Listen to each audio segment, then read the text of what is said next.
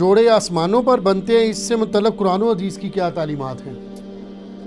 دیکھیں جی، جوڑے آسمانوں پہ بننے کا صرف ایشو نہیں ہے، بلکہ سب کچھ ہی آسمانوں پہ ہی ہو رہا ہے۔ تقدیر کے اندر تو اللہ تعالیٰ نے اپنے ڈیوائن وزڈم سے چیزیں لکھ دی ہوئی ہیں، ٹھیک، البتہ ظاہر ہے کہ اس کی ایگزیکیوشن دنیا میں ہوتی ہے، لیکن اس کا یہ مطلب نہیں ہے کہ آپ نے جو ہے وہ دنیاوی طور پہ نہیں چیزوں کو دیکھنا۔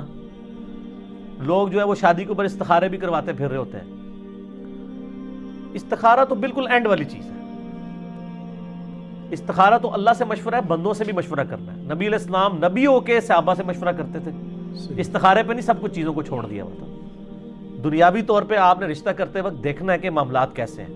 وہ مسلم شریف میں 4 چیزیں بتائی گئی ہیں کہ عورت سے 4 وجہ کی وجہ سے لوگ شادی کرتے ہیں: اس کی خوبصورتی کی وجہ سے، اس کی مال کی وجہ سے، اس کی حسب و نسب کی وجہ سے، اس کی دینداری کی وجہ سے۔ پھر آپ نے فرمایا کہ اللہ کے بندو دینداری کو دیکھا کرو، ٹھیک ہو گیا؟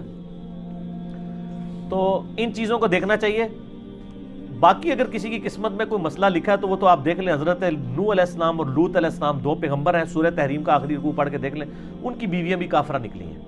وہ ایک علیحدہ معاملہ ہے، اپنی طرف سے کوشش کریں۔ باقی تقدیر میں جو کچھ لکھا ہے وہ اللہ نے اپنے علم سے لکھا ہوا ہے، مستقبل میں ہونے والا، نہ کہ ہمیں اس تقدیر کا پابند کیا ہوا ہے، بلکہ جو کچھ ہونا تھا وہ اللہ کے علم میں پہلے سے تھا، نہ یہ کہ اس نے پابند کیا کہ ہم یہ کریں۔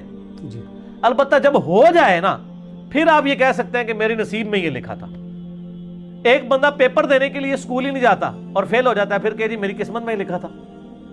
وہ تو خود ہی نہیں گیا، خالی پیپر دے آیا، فیل آیا ہے، ٹھیک ہے؟ تو قسمت میں یہ لکھا تھا کہ اگر خالی پیپر دے گا تو فیل ہی ہوئے گا، اور اگر پڑھایا دے گا تو پاس ہو جائے گا۔ یہ بھی لکھا سی قسمت، تو اسی وہ اڈاپٹ کر لیا، ٹھیک ہو گیا؟ باقی دعا کی تو امپورٹنس ہے۔ صحیح مسلم میں حدیث ہے، جو شخص یہ چاہے کہ اس کی عمر دراز کر دی جائے اور اس کے رزق میں برکت ہو تو وہ اپنے رشتہ داروں سے صلہ رحمی کرے۔ رشتہ داروں کے ساتھ حسن سلوک کرنے سے آپ کی دولت بھی بڑھتی ہے اور عمر بھی۔ اور رشتہ داروں میں پہلے نمبر پہ ماں باپ، بیوی، بچے اور بہن بھائی ہیں، باقی بعد میں۔ لوگ رشتہ داروں سے فوراً سمجھتے ہیں کزنز، اور بہن بھائیوں کو چھوڑ دیتے ہیں، ماں باپ کو چھوڑ دیتے ہیں، بیوی بچوں کو چھوڑ دیتے ہیں۔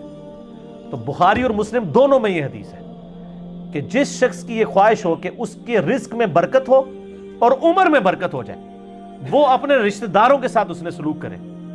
ظاہر ہے اس نے سلوک یہ ہے کہ آپ نے اخلاقی طور پہ بھی اور مالی مدد بھی ان کی کرنی ہے، ٹھیک۔ تو اس کا مطلب ہے دعا سے تقدیر بدلتی ہے۔ لیکن یہ بھی تقدیر میں لکھا ہوتا ہے کہ اس کی عمر تو تھی 60 سال، اس نے اپنے بہن بھائیوں کے ساتھ اس نے سلوک کیا، ہم نے اس کو 80 کر دینا ہے۔ اب وہ کرے گا تو ہو جائے گا۔ اب دنیا میں اگر کوئی شخص بسم اللہ پڑھ کے ساکٹ میں 2 انگلیاں دے دے گا تو انشاءاللہ تعالیٰ وہ مر جائے گا۔ فزیکل فنامنا تو چلیں گے نا، گہانی آفتیں ٹلتی ہیں دعاؤں سے۔ جو آپ آفت اپنے اوپر خود لائیں گے وہ تو نہیں ٹلے گی۔ آپ بسم اللہ الذی لا یضر پڑھ کے تو کوبرا سانپ کے منہ میں ہاتھ دے دیں تو یہ تو نہیں ہے، ناگہانی آفتیں ٹلے گی۔ تو تقدیر کا مسئلہ بھی ہے۔ یہاں پہ بھی جوڑوں پہ لوگ کہتے ہیں نہیں میری قسمت میں لکھا ہوا تھا۔ ہاں، جو ہو جائے اس کے بعد آپ کہہ سکتے ہیں، جس طرح بخاری مسلم میں آتے ہیں آدم علیہ السلام نے کہا کہ میری قسمت میں یہ لکھا تھا، تو ظاہر ہے پھر واقعی لکھا ہوا تھا۔ ایک بندے نے بھی غلط کام کیے نہیں اور کہ جی میری قسمت میں لکھا ہے کہ میں کرنا ہے، تو میں کہتا ہوں، ایک بندہ کہتا نہیں میری قسمت میں لکھا ہے کل فجر کی نماز میں نے نہیں پڑھنی، تو سر میں ابھی آپ کی قسمت میں بدل دیتا ہوں کہ فجر کی نماز فلاں مسجد کی پہلی صف میں پڑھو، 1 لاکھ روپے لے لینا، یہ لو چیک۔ دنیا کے سارے شیطان مل کے تجھ سے ایک فجر نہیں چھڑوا سکیں گے، تو تیری قسمت اینج بدلی نا۔ اور تقدیر کے اوپر مسئلہ نمبر 104 ABC 3 میرے لیکچر ہیں، میں نے ڈیٹیل کے ساتھ اس میں بتایا کہ بدقسمتی انسان خود کماتا ہے۔ اور سورہ طٰہٰ کے اندر بھی ایک آیت آتی ہے، اب یہ کریٹیکل ٹاپک ہے تو میں وہ آیت چاہ رہا ہوں یہاں پہ کوٹ کر دوں، بالکل اینڈ کے اوپر جاتی ہے۔ اللہ نے فرمایا بدبخت کون ہوتا ہے؟ وہ ہوتا ہے جو اپنی بدبختی خود کماتا ہے۔ سورہ طٰہٰ کی آیت نمبر ہے 123۔ یہ اب انگریزی عربی میں بعض کا میں 2 کو 3 پڑھ جاتا ہوں، وہ اس طرح جڑا ہوا لکھا ہوتا ہے چھوٹا سا۔ اس میں ہے کہ آدم علیہ السلام کو جب اللہ تعالیٰ نے زمین پہ اتارا تو کہا قَالَ اهْبِطَا مِنْهَا جَمِيعًا، ہم نے کہا کہ اب تم دونوں زمین پر اتر جاؤ، بَعْضُكُمْ لِبَعْضٍ عَدُوٌّ، تم میں سے بعض کا دشمن ہوگا۔ فَإِمَّا يَأْتِيَنَّكُم مِّنِّي هُدًى، اب جب کبھی کوئی ہدایت کی بات میری طرف سے تمہارے پاس آئے گی، یعنی نبیوں کے ذریعے کتابیں، فَمَنِ اتَّبَعَ هُدَايَ، جو کوئی ہدایت کی پیروی کرے گا، فَلَا يَضِلُّ وَلَا يَشْقَى، جو کتابوں کی پیروی کرے گا نہ گمراہ ہوگا نہ بدبخت ہوگا۔ قرآن کی پیروی کرنے والا بدبخت نہیں ہوتا. قرآن کہہ رہا ہے سورہ طٰہٰ آیت نمبر 123, جو نبیوں پر اتری ہوئی کتابوں کی پیروی کرے گا لا یضل ولا یشقی. ٹھیک ہے جی, نہ وہ گمراہ ہوگا اور نہ شکی ہوگا. کیوں؟ بدبختی انسان خود کماتا ہے. وہ چیز شیطان نے مسجد میں نہیں جانے دیا. میں کہتا ہوں آج اناؤنسمنٹ ہو کے مسجد میں نماز فی نماز کے اوپر 10,000 روپے گورنمنٹ دے گی, شیطان کا پیو بھی نہیں کچھ کر سکتا.